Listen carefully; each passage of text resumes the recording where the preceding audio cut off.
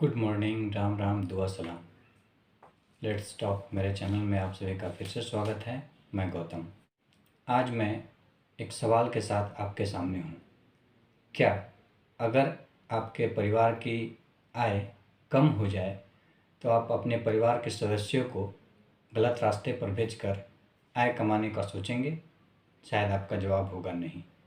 और हर माँ बाप या हर घर के मुखिया के हर आदमी का यही जवाब होगा कि नहीं, कोई भी गलत करके परिवार का आय बढ़ाने की कोई भी ना सोचे। इस बात को जिस भी राज्य के लोग सुन रहे हो या फिर बात अगर राज्य सरकार की हो या फिर केंद्र सरकार की, अगर किसी की भी गलत नीति हो, किसी भी सरकार की अगर गलत नीति हो, उसका अपने स्तर से विरोध करना ज़रूरी है, चाहे वो जिस लेवल का हो।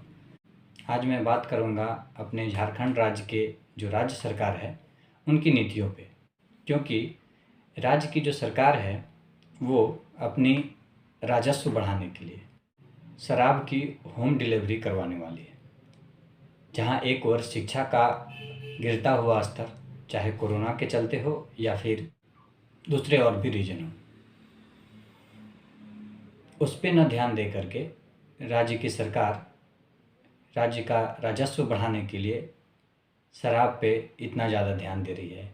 जहाँ एक ओर हमारे पड़ोसी राज्य बिहार में शराबबंदी है, वहाँ उसी के बगल का राज्य झारखंड शराब को इतना ज़ोर शोर से बढ़ावा दे रहा है।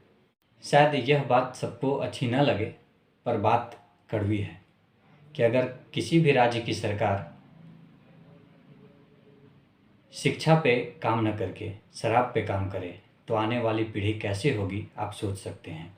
हम बात कर ले साथ में इंग्लैंड की सरकार की, तो इंग्लैंड की सरकार इस बात से ज़्यादा चिंतित है क्योंकि उसके देश में युवा शराब के इतने आदी हो गए हैं कि उसका असर देश की अर्थव्यवस्था पर भी पड़ रहा है। शराब की लत युवाओं को कितना बर्बाद कर सकती है, आप सोच सकते हैं।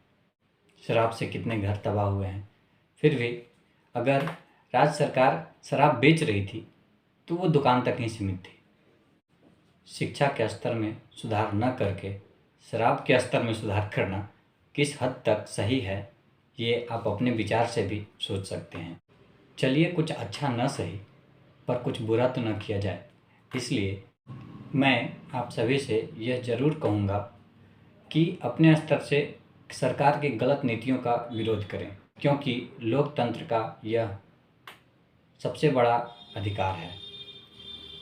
चलिए, सरकार की सही नीतियों का हमें हमेशा साथ देना चाहिए, पार्टी, जात, धर्म सबसे ऊपर उठ करके, क्योंकि सरकार आपकी है, हमारी है।